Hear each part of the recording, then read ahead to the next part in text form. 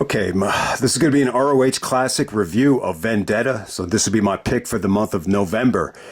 And yeah, Vendetta, I got to say about this show, it's not one of the best ROH shows ever. I can't say like it's a top 10 ROH show, but it's really essential, man. It's got, easily the best Bryan Danielson and Roderick Strong match. I mean, this is still maybe Roderick's best match ever. And when we're talking about strictly performance, this might be up there. This might be Bryan Danielson's best performance ever. I'm not going to say it's his best match ever. I'm not going to say it's as good as Unified or, the Kenta match, but it's definitely still in the top 10 for me. And Christopher Daniels and Samoa Joe, about their history. This is easily, I think, the best match that they had outside of TNA. Maybe their best Ring of Honor match. It really is essential. I think it really features Joe and Daniels at the top of their game, at the top of their superstardom in Ring of Honor in Chicago. I thought they really clicked in that match. And it definitely felt like a different match than what you would see in TNA between them. So those two matches right there, I think it makes a must-see. And then the main event is really fun as well. You got the Embassy and Generation Next. It really builds up the Steel Cage Warfare, which is like Ring of Honor's version of War Games. So there's some essential stuff on this show. It's tough to really say that this is, a top 10 Ring of Honor show of all time. I know some people have had it up there. And, the funny thing is True Slayer, when you go back to like the early days of True Slayer, he used to have a list of like recommended ROH shows. You would see Better Than Our Best, Manhattan Mayhem, Glory by Honor 592, Unified. And he had Vendetta on the top 10, actually. So this is like one of the first Ring of Honor shows I ever bought. And what you notice about this show is how kind of, bland the undercard is compared to like those other shows I just named. Like you could definitely notice the difference here, but there's some incredible stuff on the show. So I definitely think it makes it essential, but it's not like the most well-rounded show of the year. So yeah, we're going to go all the way back to November 5th, 2005, Ring of Honor. This is Chicago Ridge, Illinois, the Frontier Fieldhouse, the first Ring of Honor show in Chicago, without CM Punk. So, really big night for ROH. They do about 950 in attendance. You could thank Samoa Joe and Daniels for that. I still think like Joe was really, still drawing a lot of people to the shows. So yeah, man, let's get right down to it.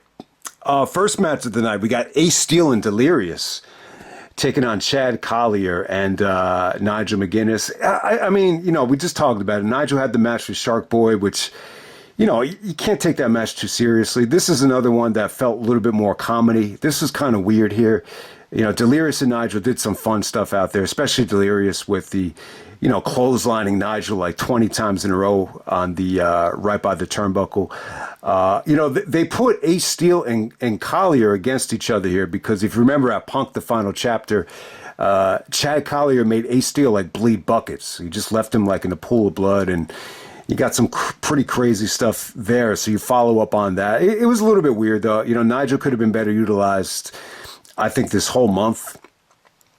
And there's actually an accidental chair shot from Chad Collyer backwards, and Nigel ends up taking the brunt of it, and he gets pinned.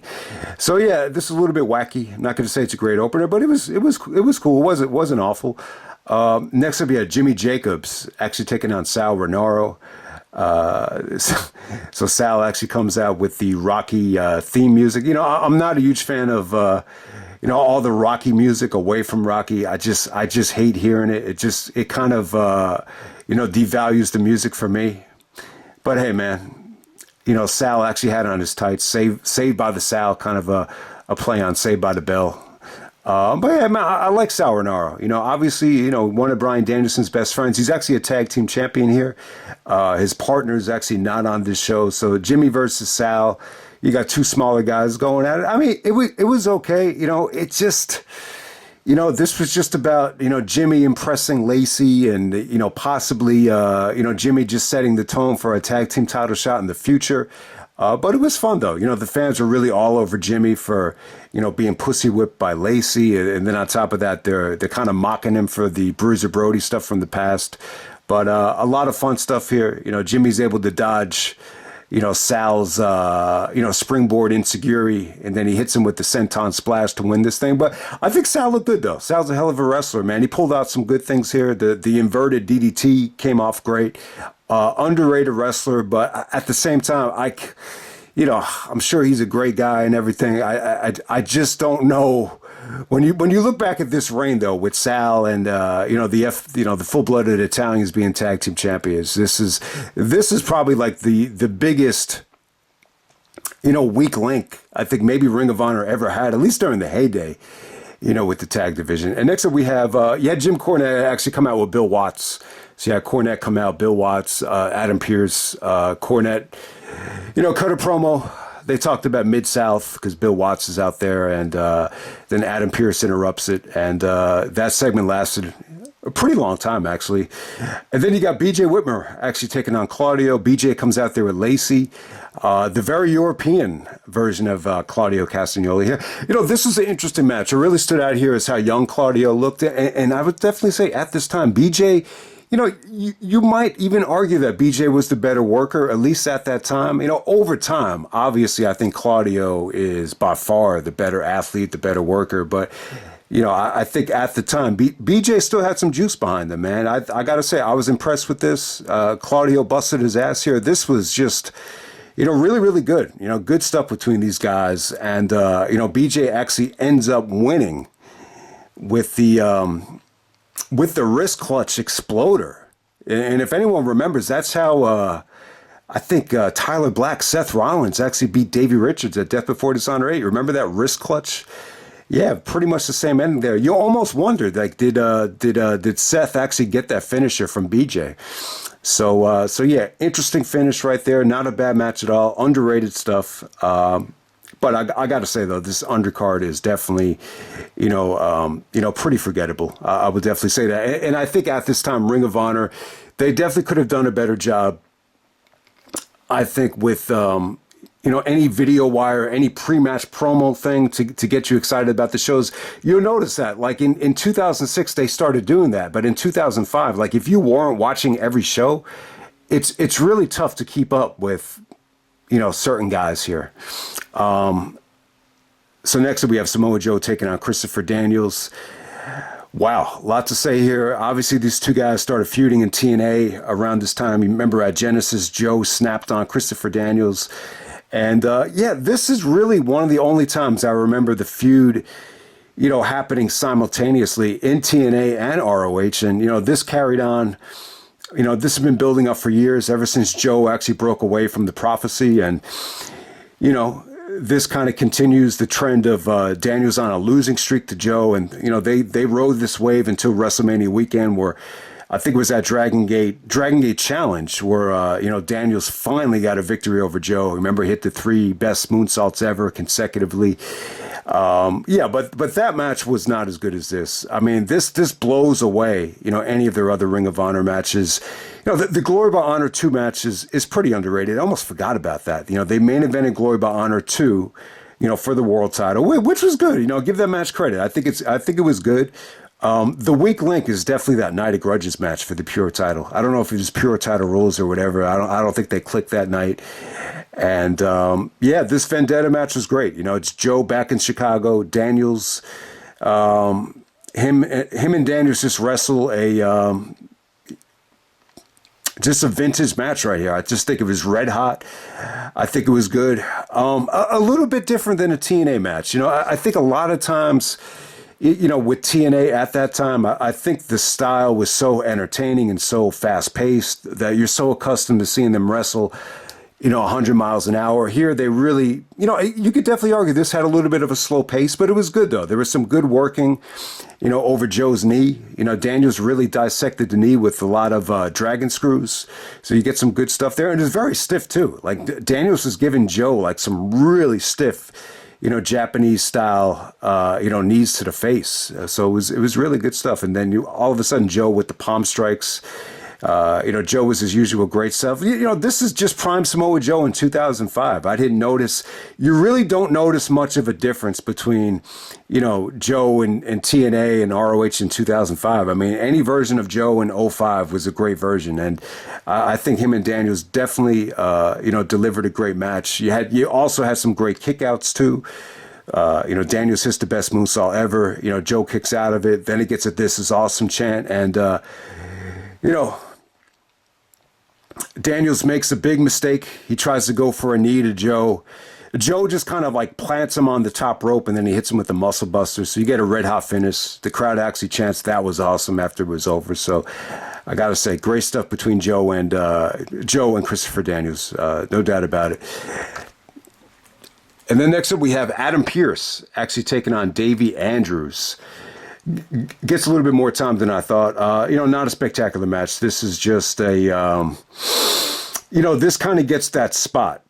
Sometimes they put the women in that spot. Sometimes they put the ROH wrestling students here. I think Davey Andrews had, he had a little bit of moments here actually. And, there was a few minutes here where he was starting to impress. Pearce goes over with a pile driver, makes quick work of him. And yeah, just not a great show in there. Let's just move on to another match here. You also had Colt Cabana and Homicide on the show. There was like this abrupt brawl after intermission with just Homicide and Cabana just beating up on each other. I think Homicide actually got injured the night before at Buffalo Stampede. So whatever was planned, they had to scrap that. Maybe that's why the undercard kind of suffered here. But they're slowly building up Homicide and Cabana. They kind of use that Steve Corino thing from Enter the Dragon to kind of add tension to Cabana and Homicide, which I thought was really, really smart, actually, looking back on it. But yeah, Cabana actually cut a promo at the end of the show, and it's weird, man. It really is weird. It's got to be Cabana's most dramatic promo ever in terms of going away from the comedy. I just don't know if it came off well, man. It really kind of reminded me of, almost like Adam Sandler, trying to do drama or trying to do like serious acting. And I remember my brother hated this. Like I remember we had the show on one day, and the Cabana promo at the end of the show was on, and I just remember him just yelling at the TV like, "Shut the fuck up." So I don't know. I mean, I didn't think it was bad. I mean, I think Cabana definitely tried, to show some emotion here in the Homicide stuff. But yeah, man, if you want to see one of Colt Cabana's most different promos where he's really trying to nail a promo and trying to be serious, it's actually at the end of this show. That's actually how the show ends. Okay, for the ROH World title, we got Bryan Danielson taking on Roderick Strong. Definitely the best Danielson Strong match. This combination was incredible. This is how good it was. This might be so good that I would actually say that it beats any time Danielson ever wrestled Aries. I bring up Aries because him and Strong are always going to be linked as tag team champions. But yeah, I would say this is probably even better than the best Danielson and Aries match. That's how good this was.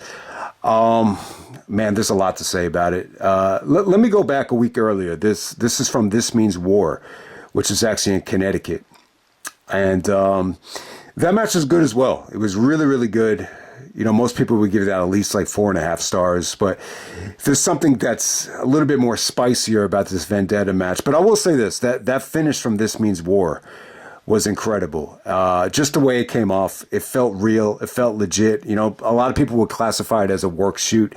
It almost came off like Danielson got pissed at Roderick for something that he said or something, whatever. I think Roderick might have spit at him, and then it looked like Danielson just won by submission, just out of the blue, just because he got pissed. That match is kind of so red hot that they followed it up in Chicago. They needed something kind of spicy to go back to Chicago with, since Punk isn't there, and Joe was going to be feuding with Daniels. So let's give Danielson Strong again for Chicago, and then you could kind of build it up. And then the next time they come back and for Supercard of Honor, they're doing another Danielson and Strong match. All these Danielson Strong matches were great. This would be the best one to me. God, there's a lot to say about this. And, let me say this first. Me and my brother, we actually did a video about this match like maybe 10 years ago. Because, that was during the time when, Daniel Bryan had just won the title at WrestleMania, and he was really into it. And, he was really devastated that Danielson, was forced to, temporarily retire. So, when we met up for the summertime, we reviewed a couple of, Danielson classics, the low-key match from PWG, this Roderick match, and then I think we touched on Survival of the Fittest 2004 with Aries.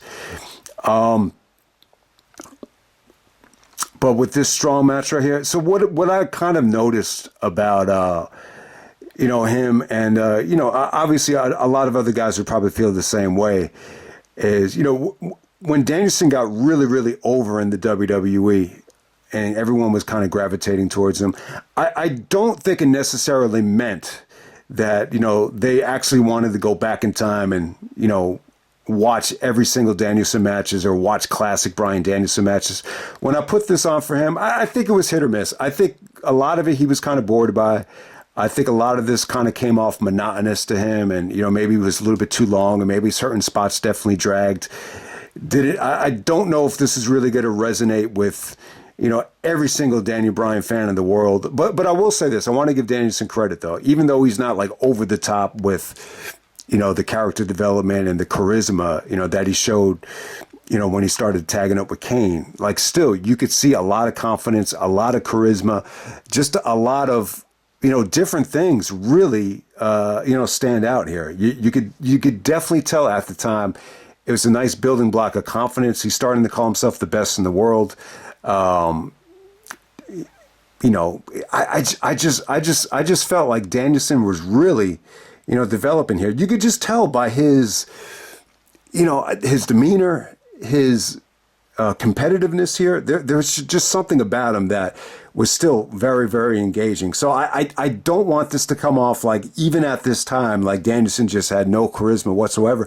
Like when you compare it to even that Enter the Dragon match, which was his first, title defense, you could see like this is really him taking you on a journey and really over delivering. Like it just felt like that. You could see different things come out here. The jawing with the fans, and even at this time, it was there's still like a little bit of a learning curve. It's really the first time he comes out with Final Countdown in Chicago, and eventually he will become an iconic in Chicago. But still, you still have fans, saying to Danielson, "Fuck you," and jawing at him, and so you got to give Danielson credit, because I think he was starting to feel the pressure. Like a lot of the fans are really getting under his skin, even though he was a heel.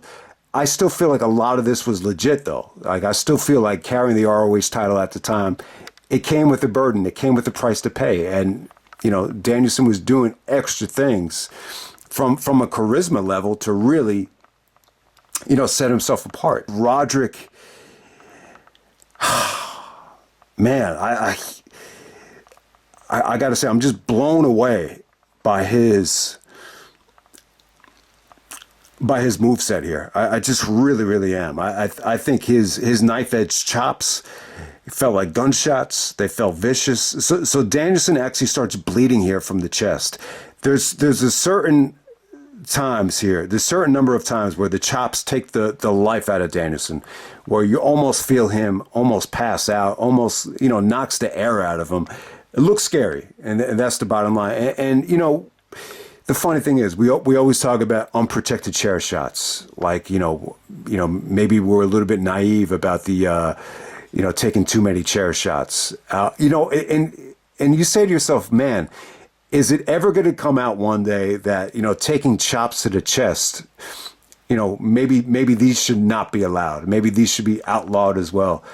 It's kind of a funny thing to debate. When you got someone like Roderick giving you chops like this, I don't know. I don't know if, maybe down the road, Danielson will start experiencing heart problems or chest pains.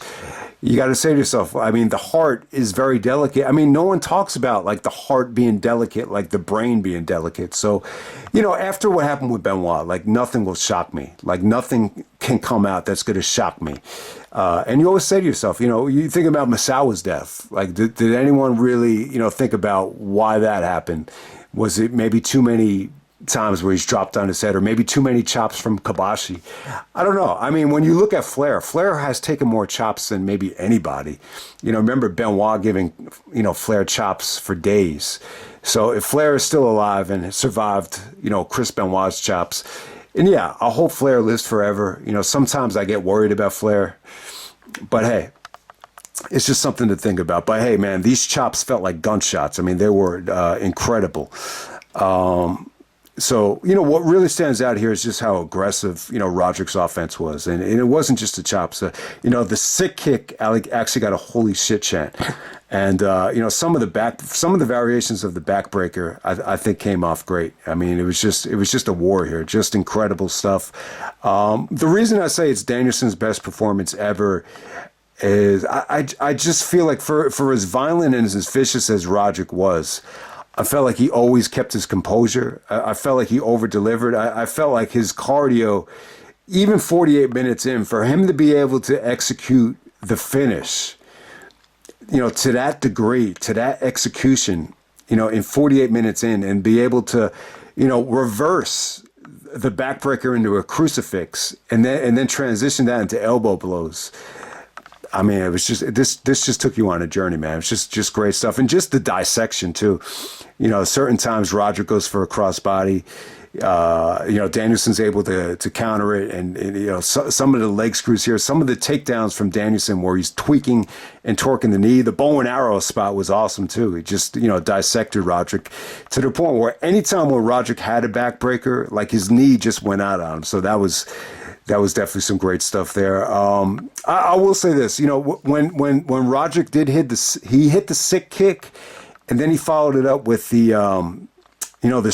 strong bomb. What does he call it? The Roderick Strong power bomb. He has the strong hold and then the strong bomb. Those came a little bit early. Like when those came, they kind of came at a point where the way the match was paced, you just didn't think, Danielson was going to stay down from those. So, maybe that hurt the match a little bit, but still, like at the end of this thing, when Danielson locked on a submission, and even when Strong was going for the stronghold, the way they were kicking each other right in the face was just brutal, man. Especially the one from Danielson. When Strong is trying to lock on that stronghold, Danielson's just kicking him straight in the face. Just, some incredible stuff here. I don't remember a lot of cat mutilation stuff, but man, that ending from Danielson was relentless. And I forgot about that. Roderick actually starts bleeding here. And it's funny, there's a belly to belly here. It's not really that well executed. Danielson basically belly to bellies Roderick over the top rope, but he barely gets him over. But it really, really worked though. It really sold the exhaustion of the match. And then Roderick, it looks like he accidentally hits the guardrail and then he starts bleeding.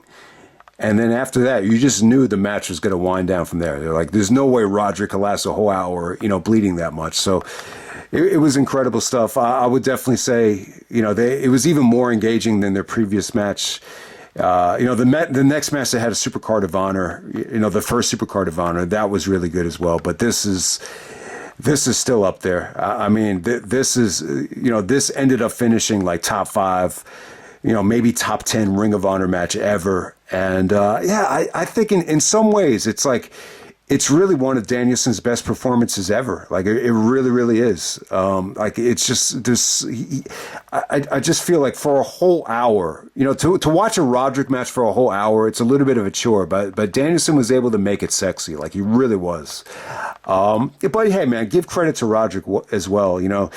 Like everyone talks about James Gibson. Maybe he was the MVP of 2005 for ROH. Roderick was right there with him. But what Roderick really has over Gibson is, he wrestled the whole year. And he had this class, the best match was against Danielson. That came after Gibson left. And then he had the Steel Cage Warfare where he was great in that. Then he won the tag team titles. So, yeah, I mean, I think that the argument could definitely be made that Roderick is the MVP of the company. So the match is incredible, guys. If anyone hasn't seen this thing, definitely go see it. It was It's really up there. I would actually say it might be the best Ring of Honor match of 2005, and that's covering a lot of ground. That's saying it's better than Low-Ki and Kenta. That's saying it's better than Joe versus Kobashi. That's saying it's even better than Punk and Aries, which, I'm a little bit generous on that because I love the Aftermath. That's why I would give it the full 5. But yeah, to say that it's better than those 4, 3 or 4 matches right there, I think it says a lot. But I really think it was. I think, there's something about this match that just over-delivered. Especially being in this pressure situation without Punk in Chicago. What are we going to do to fill that void? This did it right here. I mean, Danielson had, this is really the start of him, just being in this spot where, everything is going to over deliver if you really, give him the ball. So check it out. It's really hard to follow it, but we're going to try. We got the Embassy taking on Generation Next and AJ Styles. Since Roderick was, preoccupied with Danielson, they're going to have him in the main event. They're going to have AJ replace Roderick Strong. So yeah, man, I like this match. This is the Embassy versus Generation Next match to main event Vendetta. You also have Daisy Hayes and Jade Chung out there with Generation Next of Austin Aries, Jack Evans, and Matt Sydal. The Embassy actually features Abyss, Alex Shelley, Jimmy Rave, and Prince Nana. Nana actually wrestles here. He's really fun, man. He showed a lot of charisma here. I'm assuming he's going to wrestle at Steel Cage Warfare as well, which happens in December. But yeah, kind of reminded me a little bit of J.J. Dillon, wrestling in War Games. You're definitely going to see that with one of the Tungas at War Games as well. But yeah, Nana was a lot of fun here. He started off as a wrestler, I believe. I don't think he was like that great, but yeah, he really showed a lot of charisma here. AJ got a hero's welcome when he came out. Lots of AJ Styles chants, as soon as the match started. Who really stole the show here was Alex Shelley, though. Shelley, when he was in the ring with Jack Evans, he was wrapping him up and, stretching him out like a pretzel. Man, it was really, really cool. So Abyss is in the match. Abyss was kind of like a part-time Embassy guy. It definitely made sense for him to be in the Embassy. I think I think he earned his money tonight. I thought he looked great. Him and AJ work their magic. They know each other very well. AJ actually gave Abyss a German suplex through a table. The table was actually set up on the the corner of the turnbuckle. I thought that came off really cool. But yeah, Abyss did some cool stuff out there, man. He even bodied up Aries and Sydal. He gave Aries like a black hole slam, and then he followed it up. He gave Matt Sydal like a gorilla press. He pushed him up all the way up in the air, and that actually got a holy shit chant from the crowd. So yeah, man, it was going pretty well, man. Lots of good action here. The Abyss stuff with AJ was definitely a highlight. The Shelley stuff with Jack was definitely some good stuff. I don't feel like he got like a lot out of Aries here. Alex and Jimmy, kind of worked together a little bit here, but I hate this. I think the match was right there. I think it was a lot of fun. I definitely think, AJ definitely had some good moments here. He was able to do his, springboard, phenomenal forearm. I think he definitely gave the fans, what they wanted. It's cool to see AJ and Aries team up here. I think this should have been a Bound for Glory main event. They actually did wrestle each other at the This Means War show, which is criminally, for whatever the reason, criminally underrated. But here, AJ and Aries are teaming up together. So it was definitely cool. It's really more about the turn more than anything. This is, Daisy Hayes. And, this is why I was saying, the show definitely could have used a video wire. You almost forget that Daisy Hayes was even with Generation Next. So it seems a little bit out of place. Jade Chung actually, broke away from the Embassy. They used to treat her like shit. So that makes sense. But I don't remember, Daisy even being associated with, Generation Next. But, here she actually turns on, Generation Next. And then, Shelley hits the shell shock. Jimmy Rave hits the pedigree. And the Embassy actually wins this thing to kind of, get the upper hand at War Games, at Steel Cage Warfare. So, fun little main event right here.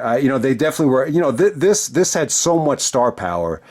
and so much hoopla with the talent that, I can't say it over-delivered, but you had so much talent out there that it got an incredible crowd reaction. And it just felt like this is like AJ at the top of his game in his absolute prime. So, that kind of, hides a lot of weaknesses in terms of, the actual match. But it was good, man. It definitely gets you ready for Steel Cage Warfare. But that's pretty much all I can say about it, man. This was Ring of Honor's Vendetta. Incredible show. This features, definitely, two, I got to say, two of the best Ring of Honor matches maybe ever. Even Samoa and Christopher Daniels, this actually placed really high when the message board voted on the top 100 matches ever. I mean, and obviously I think Danielson is strong. I think the Supercard of Honor match and this Vendetta match were like 5 and 6. I think this was 5. I think the Supercard of Honor one was 6. And then, this 8-man war, it was definitely fun for what it was. I thought it was pretty good. So that's pretty much enough to, classify this as a great show. I'm not going to say like it's the most well-rounded show ever, but that's Ring of Honor's Vendetta. Hope you guys enjoyed the video, and I'm out. All right.